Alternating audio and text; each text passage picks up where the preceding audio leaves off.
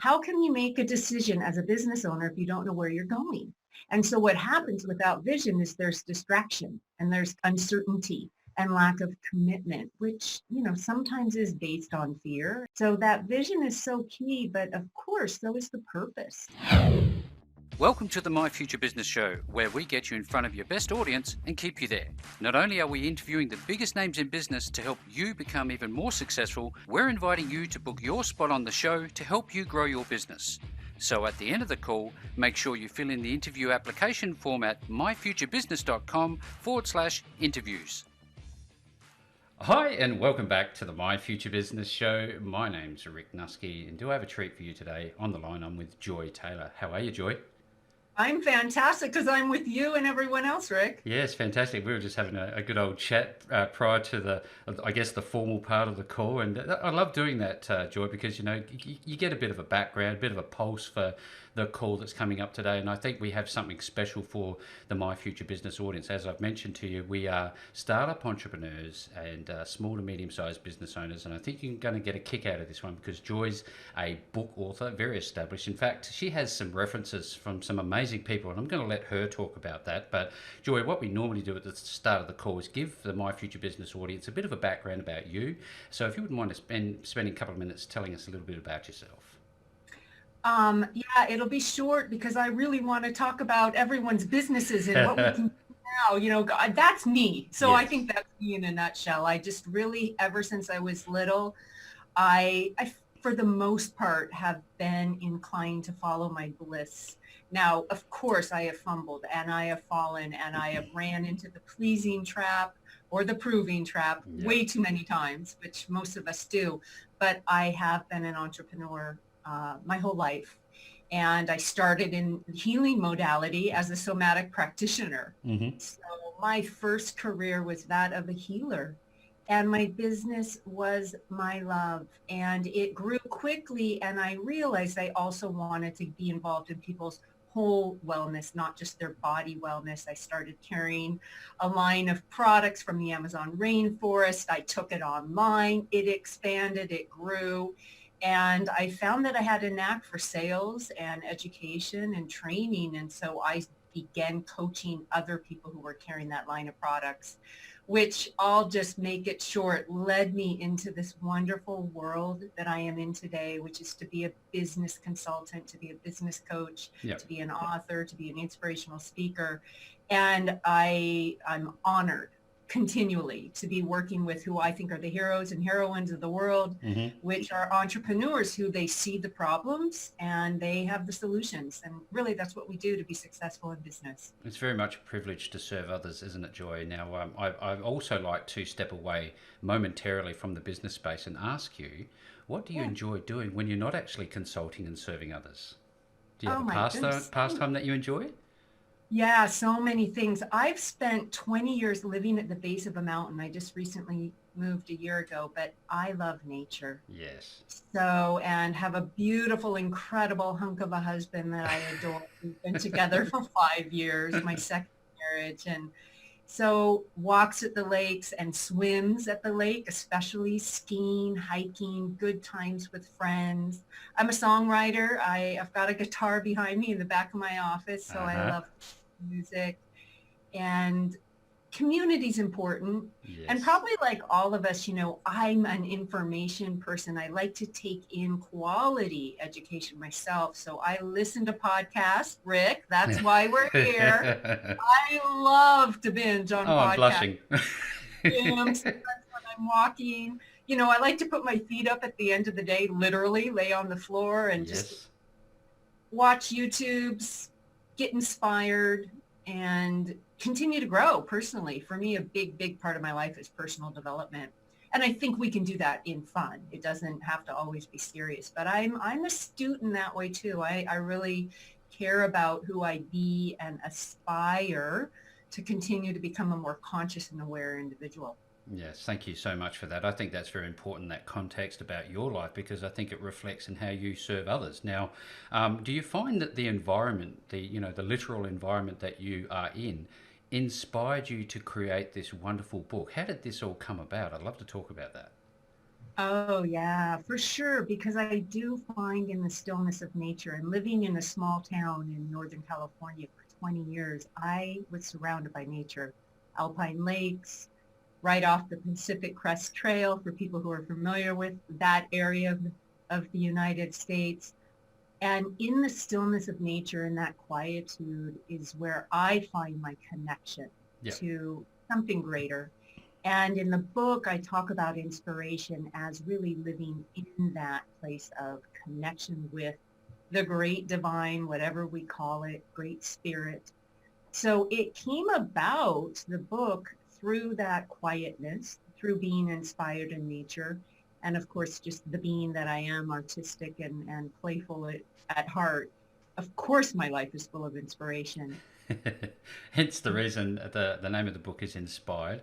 It's a wonderful, colourful, joyous cover. It's just one of those things that you want to look at. I keep looking at it, going, "What a wonderful book cover!" Now, with this That, book, wait, I just have to say something, Rick. It's so funny because you know how it is when well, maybe you know, anyone who's written a book, any of you listening who has written a book and published a book, and all your friends buy it and they feel so guilty because they haven't read it yet, right? You know, maybe half of them read it or read part of it. And even if it's a great book, right? yep, But I tell my friends, oh, it's okay. Just enjoy the cover because you'll get the transmission. All you got to do is look at the cover. You'll feel it. Because really, the book is about tapping into that which we each have within ourselves that allows us to express the yes, inspiration. So I see inspiration as this incredible direct connection that we all have to our bright genius. yep, And I see that as running as a vertical line like the spine. yep, And when we outstretch our arms, we begin to give and receive in the world. And that horizontal line is the line of expression.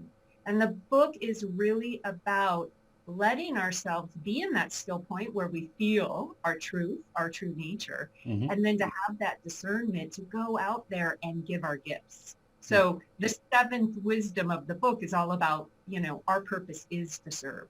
So the book was written for anyone, but it is especially helpful for entrepreneurs. I've got more stories about business owners in there, and that's my experience. I grew professionally, personally, spiritually by being a small business owner and an entrepreneur since I graduated from college.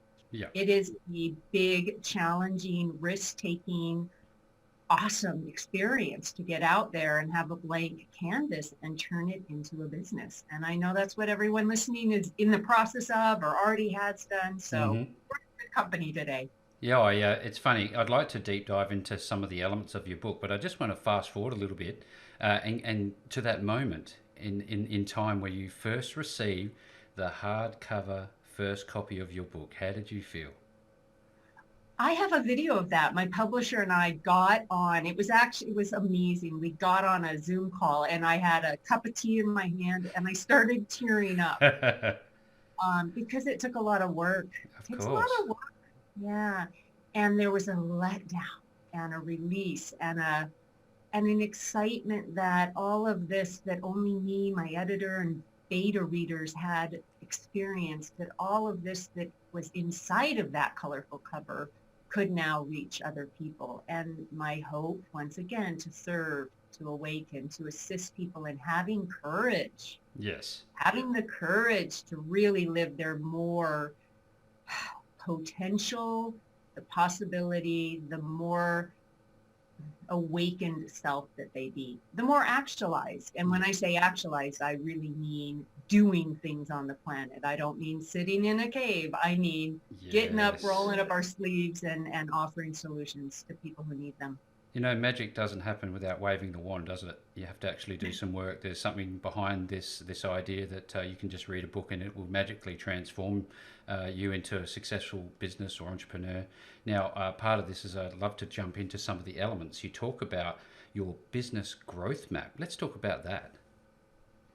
Oh, I love to talk about that because that is another one of those inspirations, like the book that came to me. And I have had the pleasure of playing with a business growth map model with my clients over the last few years. So Business Growth Map, MAP, stands for Momentum Aligned with Purpose. So it is a visual representation of a business plan.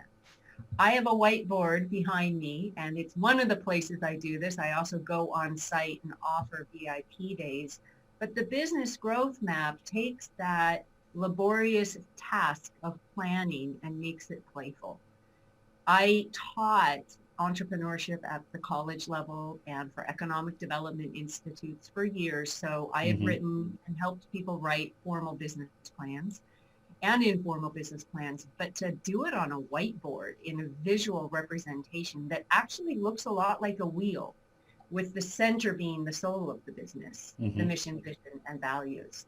So the business growth map helps entrepreneurs really orient towards how they want to grow, scale their business. And it includes the planning, the tracking, and the development. And I find that my clients love it because they remember it all, because it's circular and it's organic and it's a living map that they can shift and change and adapt with. As we all know, that's what businesses do. We consistently adapt. You've talked about this in a way that it's it's all encompassing within this wheel.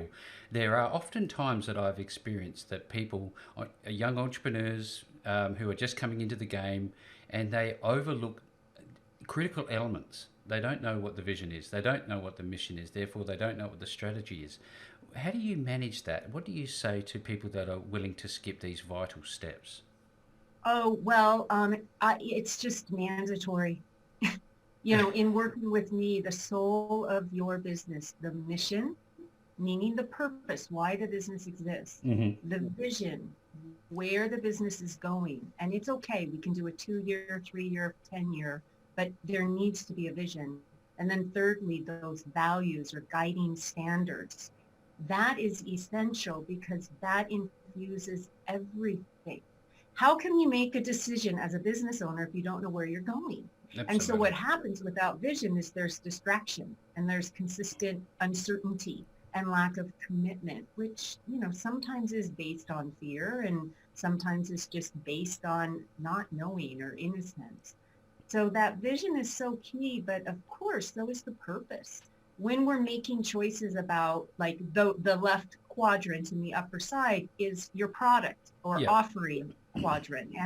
And that entails your client or customer journey and making sure that you have your price points and you're building in retention. And so how can you make decisions on the products you offer if you don't really know the vision Yeah. or know why you exist?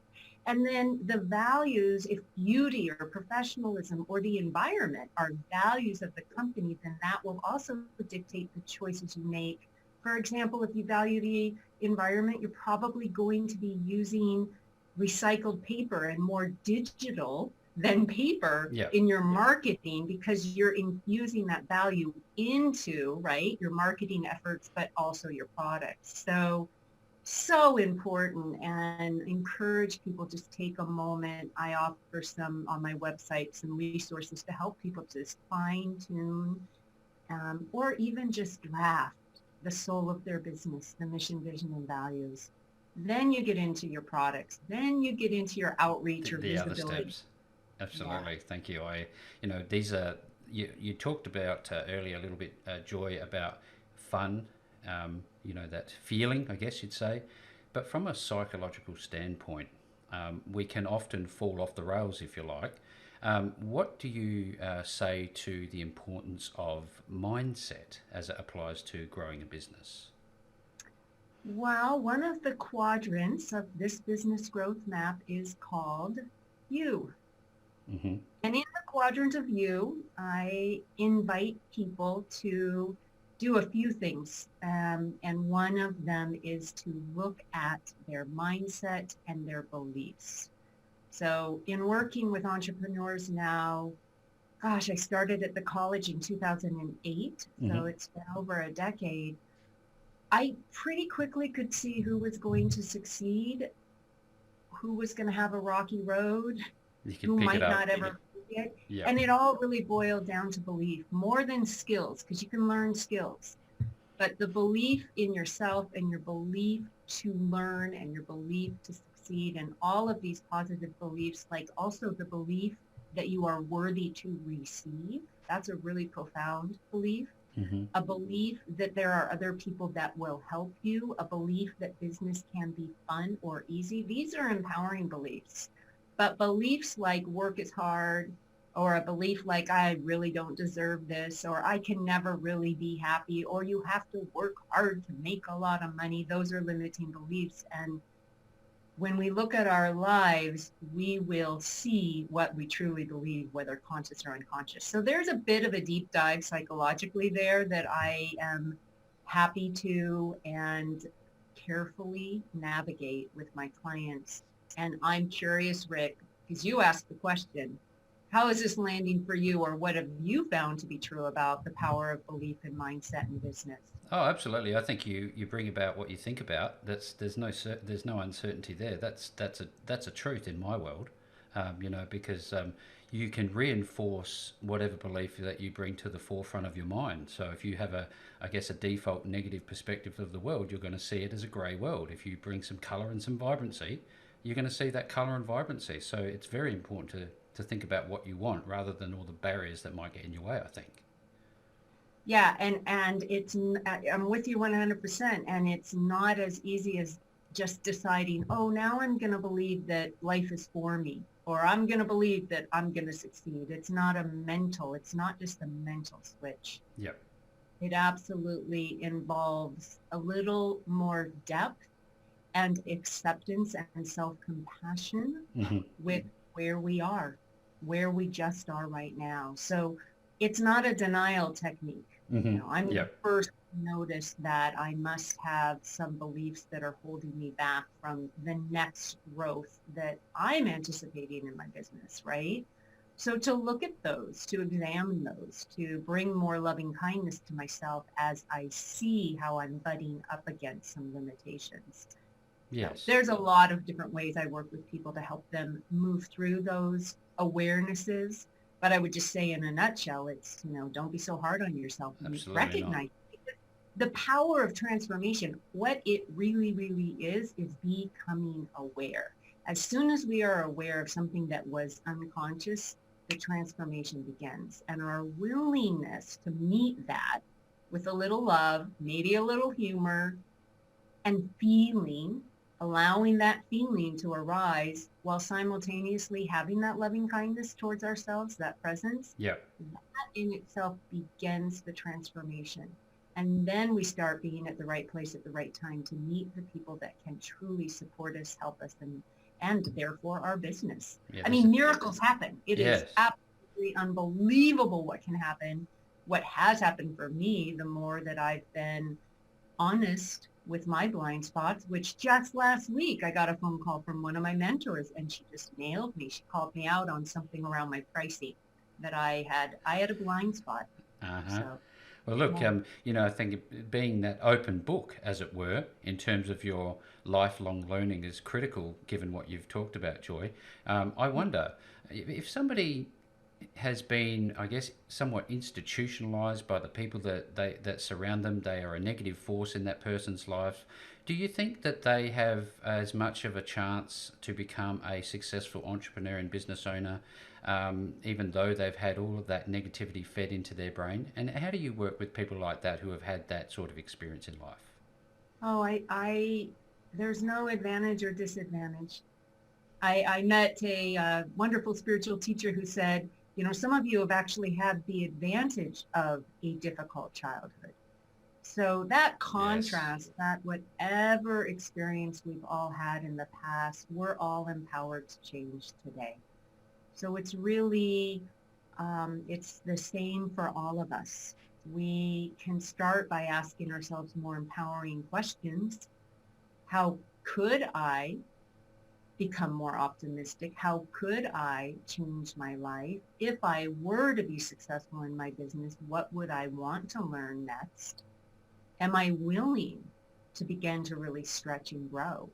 And you look at like Tony Robbins, Oprah Winfrey, I mean, worldwide celebrities who are out here inspiring us today. Yes, They absolutely. had really difficult childhoods. So the big thing I would say though is start surrounding yourself, if this is relating to anyone, start surrounding yourself around people who you admire, people who you Yes. want to be like, because our net worth, our habits, a lot about us is based on the influences of our life. And so when I say good company, I do mean people, Yep. but I Yep. mean the podcast, I mean the book, I mean listening to Rick, listening to this. You know, this is good company. So it's uplifting, and then it just rubs off. It starts Absolutely. rubbing off.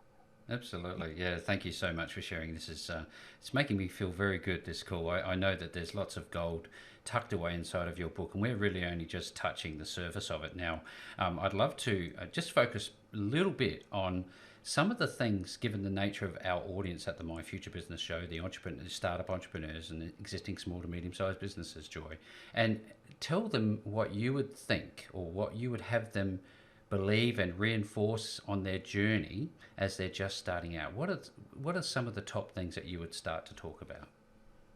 Well, I think we've covered a lot of them. You Mm-hmm. know, getting really clear on the soul, the mission, vision, values is so important. Surrounding yourself with uplifting people and always learning. I'm going to go with always learning. So no matter where we are in business, and this is also for the big companies and the CEOs of the world, the Mm-hmm. ones that are really growing are the ones that are constantly open to learning. And so I always have themes. I've got a few things I'm working on professionally. I'm learning a lot more about copy right now. I wanted to improve my copywriting skills. Mm-hmm. So I'm a student, right? Yep. And that's what I would say is anyone who's on the path starting out at any level, consistently evaluate where is it that you could grow and learn more professionally, I'm talking about right now, and take a class. Never stop growing and learning. Always be a student. Always be a student. It's what has been one of the most challenging aspects of myself that I've reckoned with is I've been a bit of a know-it-all. So yeah, I got that called out last year. And I realized that I had been isolating myself, that I wasn't letting other people show me things that could help me, that would move Ah, me forward more quickly. I had a stance, and I say had, although it rears its head now and again, too much of arrogance, right? Where, oh no, I know what to do. I can do it. I can do it. who are you to tell me? Yeah, right? No, I'm like, oh no, tell me how to do it better. Give me help. I'm like, I don't know. And, Yep. and the moment we're arrogant, the moment we think we know it all, and that's a bunch of pretense, we lose an opportunity. Now, having said that, of course, trust yourself. And I trust myself when I get a strong sense of a direction I'm taking, I have a knowing. So it's just, when I have a knowing, I have a knowing, and I make a choice, and I make my business forever relevant. I might pivot. I make launch date choices. I make choice, You make but choices. I've learned not to be the know-it-all. That's for sure. I'm learning, Yes. and gosh, I'll tell you what. Getting interviewed more and more, I can really see how there's just layers and layers of letting go of any of that pretense, because I want to be authentic. And anyone who's in the industry of training, I know we have products and services and all sorts of industries on Mm-hmm. listening Yes. interview, but anyone in the public eye, man, it's a beautiful process to get more and more honest and authentic and real. And I find the more I do that with my group as I train too or speak, wow, the more I get out of my own way, the more I'm surprised by what I say, the more I really I just feel a part of this creative juice that's Yes. happening between me and students, right? And Yes. I'm really all about creating a teaching learning environment. So I might be the facilitator and I might be a subject matter expert. And there's some people who are in my courses, online or in person, who know more than me about certain subjects. And as soon as I know that, I'm the first to invite them to share with the group. So Absolutely. this is like Ah, I love it. Yeah, there's I always somebody. There's always somebody higher up, and I guess in the hierarchy of learning, isn't there, that we can turn to? Oh, yeah. And sometimes there are students or clients in certain arenas, Yep, right? yep. Great. And then it Bring becomes it almost on. like a network opportunity to, build those links of business. Yeah, yeah. And that's actually professionally one of the things I'm doing right now is learning more about this teaching, learning, peer learning type of training, which is a big trend Yep, in learning because it's community growth. yep. And I want to know when it's my turn to lecture and know when it's my turn to cut loose and get people into groups so they can really work with each other and make some changes in their business. This is some sage advice for everybody who's on the show today. Now, Joy, I'd love to, I guess, pivot a little bit and talk a little bit about how you serve your students. What is the, I guess, the modus operandi for your consulting business? When people find you, what is the process? Well, this brings up a great moment to talk about the customer journey, right? And Yep, hopefully everyone has kind of thought this through. Now, people can enter at any point, but the most usual path would be someone lands on my website because they were referred to me, and often it's through relationships and word of mouth, some internet marketing. But they land and they'll see that I offer free master classes every month. So I give people an opportunity in these really subject rich, content creative hour-long master classes to walk away with something awesome that helps yep, them in their business. And so that's always step one. And of course, we know that as a list build opportunity, a sampler, I always encourage people either have people get on a free discovery call with you, have them get a PDF, an ebook, something. mm-hmm. I have that too, but people generally join one of my free classes or they hear me speak. But then there's a series of programs that I offer that are about the basics of marketing, like the foundations of marketing. Another course is about visibility and confidence and feeling better on video. Mm-hmm. And I also have a course teaching people how to lead online programs. So those are between $500 and $1,000 price points so people can jump on in and be a Yep. part of an environment.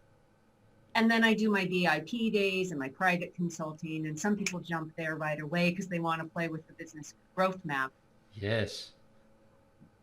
giving people the options. And I like to be affordable. I like to open my arms to a wonderful new community every time I have a new cohort for my courses.